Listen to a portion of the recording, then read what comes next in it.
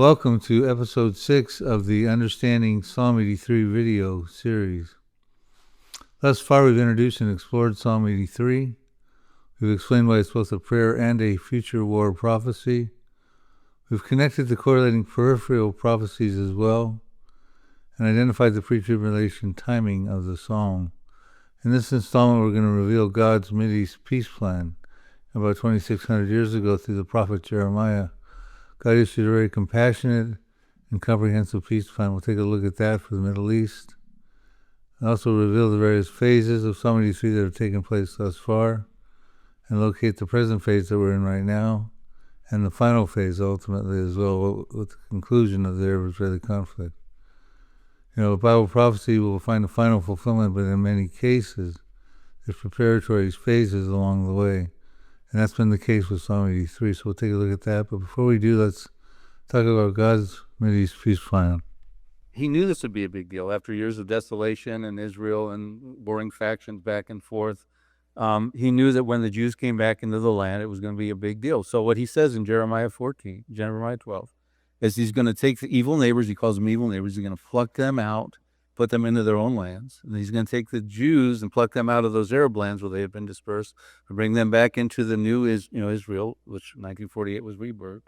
And he says, I'll have compassion on everyone. Each one will be brought back to their heritage. So that's the good news. That was God's land for peace deal, if you will. And after the Ottoman Empire collapsed, you saw that start to happen. The Arab states got their lands, and then Israel, of course, in 1948. So the plan is still in action, but of course, everybody's oblivious to it. John Kerry is oblivious to it. All the international community, the Paris peace talks are oblivious to it. But what he says is this. He goes, so I'm going to do that, and I'm going to have compassion on everyone, the Arabs and the Jews, because he's a loving God. Okay? He says, and if you worship me like you taught my children to worship Baal, which is when Jeremiah wrote, that was through the southern kingdom of Judah started idolatry. They were sacrificing their babies to the pagan god of Baal. He says, if you worship me, thus says the Lord who's alive, he says, then I will have compassion on you. But he says this, if you do not, I will utterly pluck up and destroy that nation. See, this is the severity of this situation. Those countries are not worshiping him. They're worshiping Allah. And they are anti-Israel. And they're going to be plucked up and destroyed. And I believe that's part of the Psalm 83 and these other peripheral prophecies.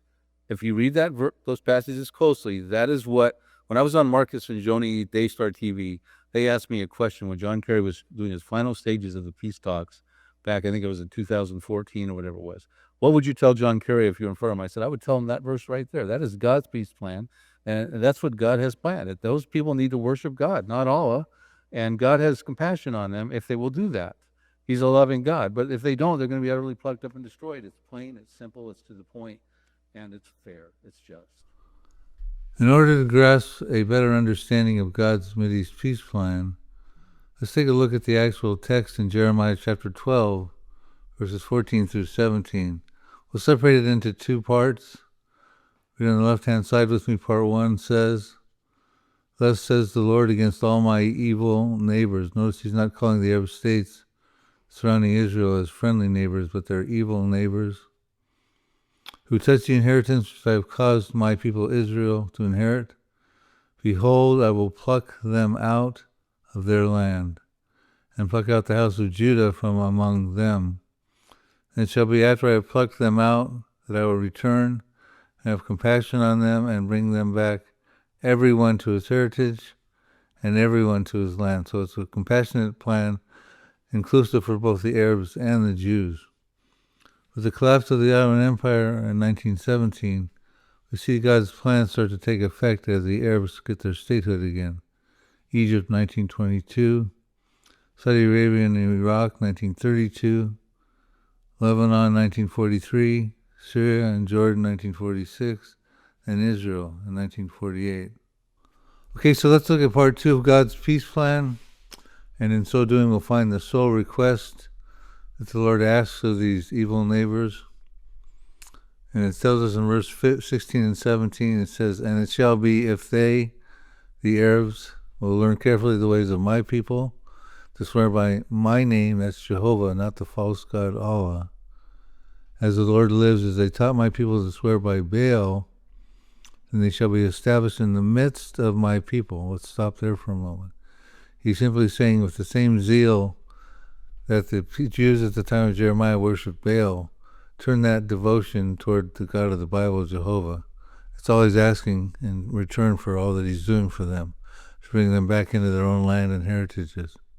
But the caveat is, it says, but if they do not obey, I will utterly pluck up and destroy that nation.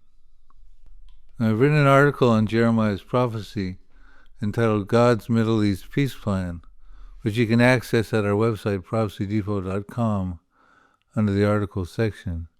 Let's turn our attention now to the various phases of Psalm 83. Let's reveal them.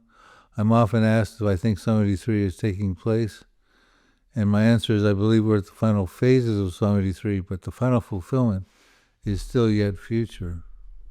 I said at the onset of this episode that a Bible prophecy will find its final fulfillment, but along the way there can be preparatory phases that let us know the final fulfillment is forthcoming. And the historical example of that, we'll turn our attention to the 3 phases of deportation of the Jews from Judah into the Babylonian captivity. Look at Jeremiah 25 to look at the prophecy specifically. We're told in verse 1 it's concerning the people of Judah. Verse 9 tells us, so I, the Lord, will send my servant, King Nebuchadnezzar of Babylon. I will bring them against this land, that's Judah, and its inhabitants, and all the nations that surround it. I will utterly destroy the land, its inhabitants, and all the surrounding nations. Verse 11 tells us this whole area will become a desolate wasteland. These nations will be subject to the king of Babylon for 70 years. It's important to take a look at the specific details of this prophecy. The whole land of Judah is going to become a desolate wasteland, the fulfillment of this. And the surviving inhabitants are then going to be subject to the king of Babylon for 70 years.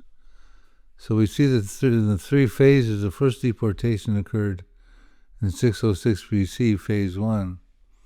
And in that deportation, some royal youths, including the prophet Daniel, and some of his companions were relocated into Babylon. That was phase 1.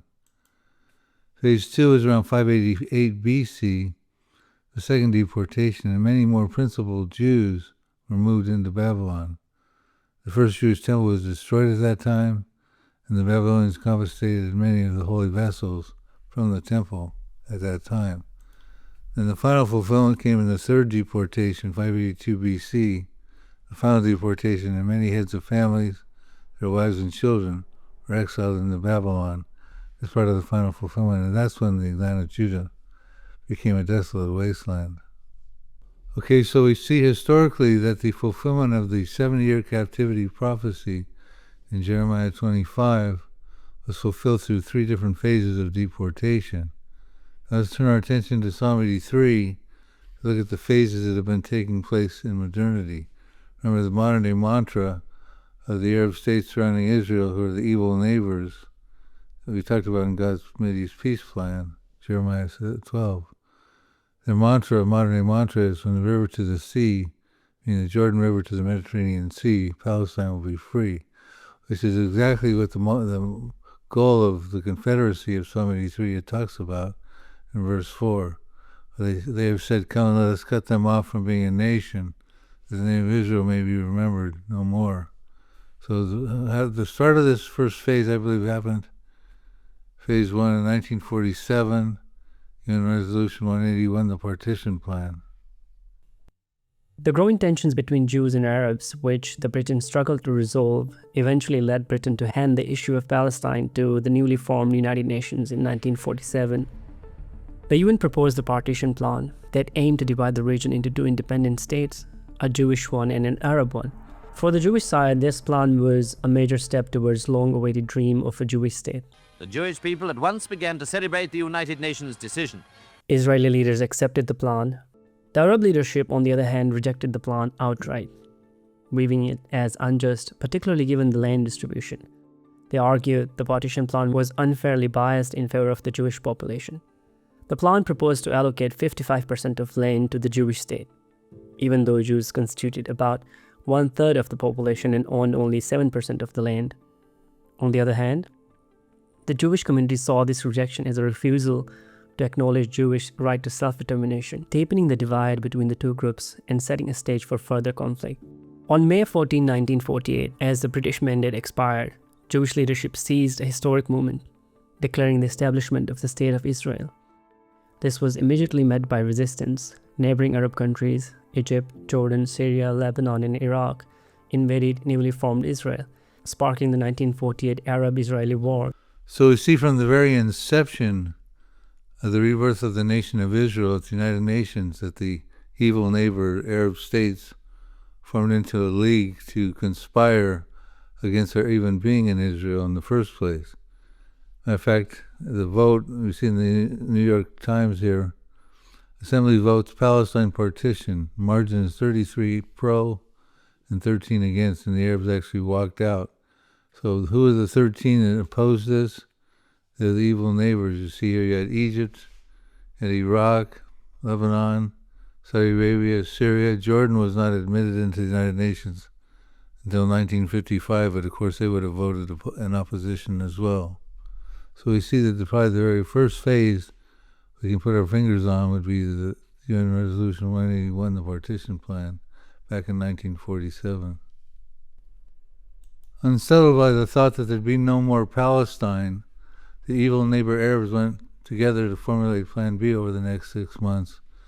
If they can't stop the legislation of the Jewish state, they figured they could at least stop the creation of the Jewish state by going to war with them, which is exactly what they did in the 1948 War of Independence, Phase 2. Israel officially declaring its independence triggered a tipping point. Arab forces from Egypt, Jordan, Syria, Lebanon, and Iraq marched to Palestine. This was the first time the Arab League was formed. And for what? To protect Arab Palestine. To put it into context, the Arab states had just recently declared their own independence from colonial powers. So Arab nationalism was on the rise. The armies of the Arab League launched an attack, and in just a few weeks, Israeli forces were surrounded, facing a possible defeat. That's when the UN intervened with a 4-week ceasefire, which worked in favor of Israel. Ignoring the UN arms embargo, Israel imported heavy armaments from Czechoslovakia and used the time to reorganize. This brings us to a turning point in the history of the war. As soon as the ceasefire was over, Israel launched a counter-offensive, occupying 2 strategic Arab towns which were allocated to Arab Palestine by the UN. 70,000 Palestinians who lived there were forced to flee. The Israelis closed in and continued occupying the areas allocated to the Palestinians. And the Arab armies were not as effective as they were in the first round of fighting. There was little coordination and virtually no cooperation, says Avishlam. What did the First Arab-Israeli War bring? An Egyptian military presence in the Gaza Strip, and Jordan was gifted the West Bank as a token for its loyalty to Britain and the Zionists. Meanwhile, 700,000 Palestinians were driven out of their homeland. And the UN's 2-state solution? Well, it never saw the light of day. It's been 70 years. The crisis of this catastrophe continues. So the Arabs were defeated, but let's take a look at the belligerents who conspired together in a Confederate effort to prevent the nation of Israel from being created. The Arab League involved Egypt, the Palestine Protectorate, Transjordan, which is modern-day Jordan, Iraq, Syria, Lebanon, Saudi Arabia. These all happen to be the evil neighbors talked about in Jeremiah chapter 12. As a result of the failed war on behalf of the Arabs, you had the refugee crisis beginning. Here's a picture of the Arabs who had to flee from that war, who were formerly living in what was once known as Palestine. Now they became refugees, dwelling in tent communities. Here's a picture of some of them in Jordan in 1949. I believe that's when the creation of the tents of Edom happened, as is part of Psalm 83, verse 6, part of that Arab Confederacy. Some teach that the War of 1948 actually fulfilled Psalm 83. They line up the nations of Psalm 83 and realize that the same countries involved that we just looked at, the Arab countries involved in the War of 1948. But we're going to see there's more phases to follow, which mitigates against that possibility. Just like the first deportation of the Jews into captivity from Judah was not the fulfillment of the Babylonian captivity prophecy of Jeremiah 25, but just merely a phase among three phases. So the same thing with Psalm 83. It's not found final fulfillment, as the upcoming phases we're going to talk about will demonstrate.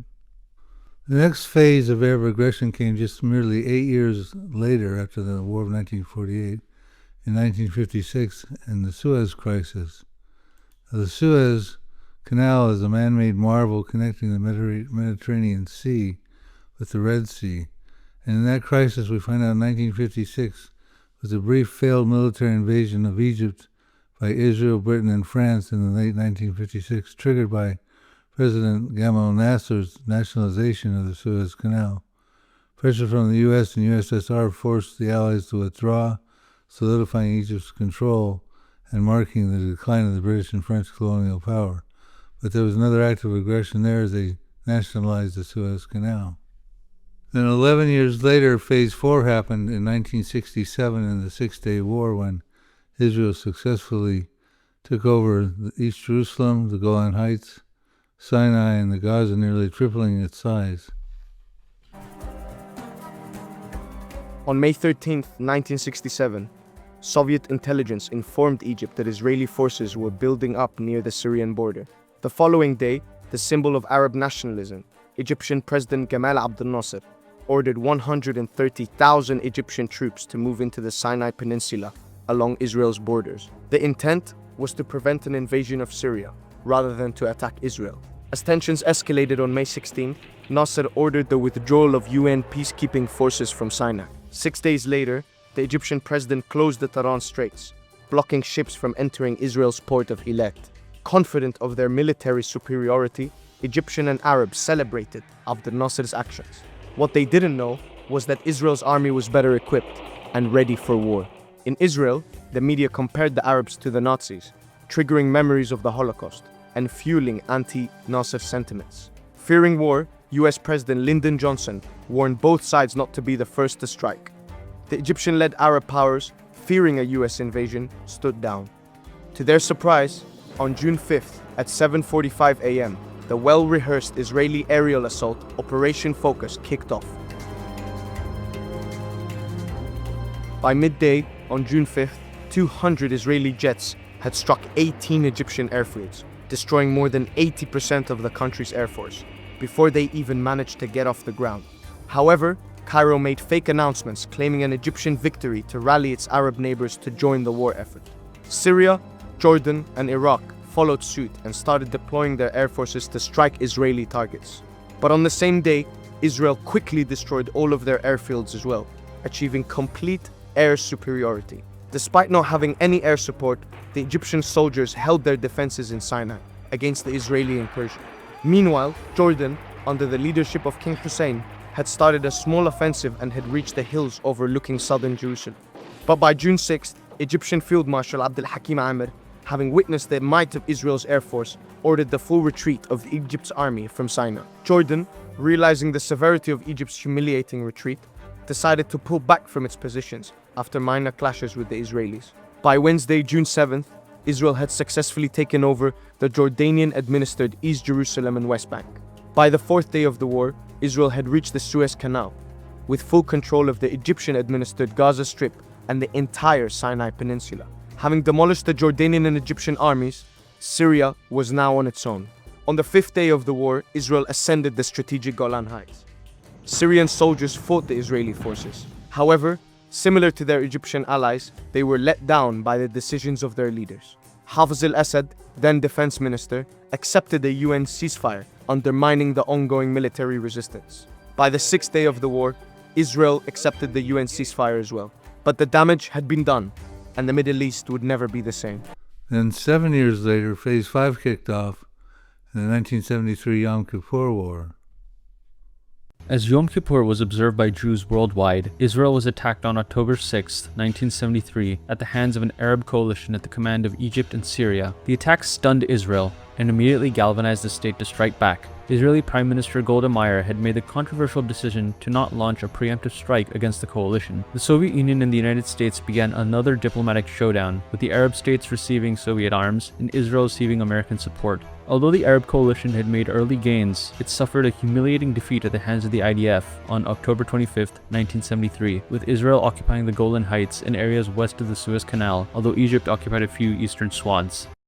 It is an all-out war. That's how Israeli Defense Minister Moshe Dayan describes an invasion of the Golan Heights and the east bank of the Suez by Syria and Egypt. The surprise attacks came early this morning in the air and on the ground. The Egyptians apparently have taken control of at least a portion of the east bank of the Suez. Dayan says it would take several days to drive them out of there, attributing the initial Egyptian successes to the thin line of Israeli defenses in that area. Egypt maintains it has taken control of the entire beach. On the Golan Heights, Syria claims it has taken some Israeli positions, but Israel says the Syrian attack now has been brought under control. As usual, there are conflicting reports on the casualties. Moshe Dayan called Israeli casualties reasonable.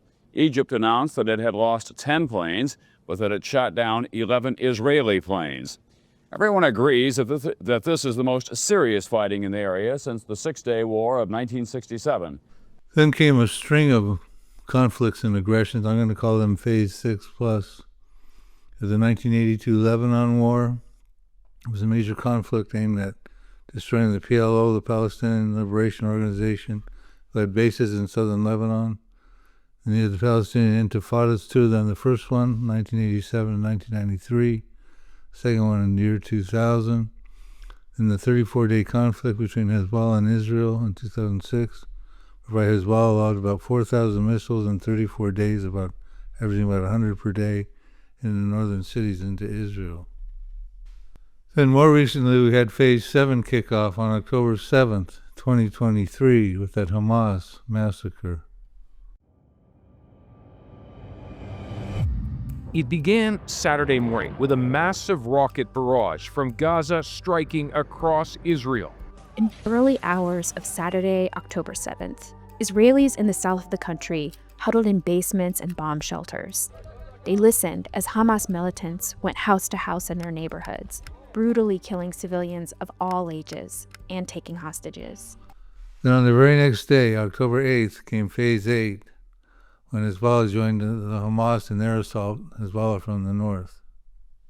Tensions are also rising in the north with a potential second front in the war along Israel's border with Lebanon. CBS's Imtiaz Tayeb is following the action where Israeli troops exchanged fire today with Hezbollah forces.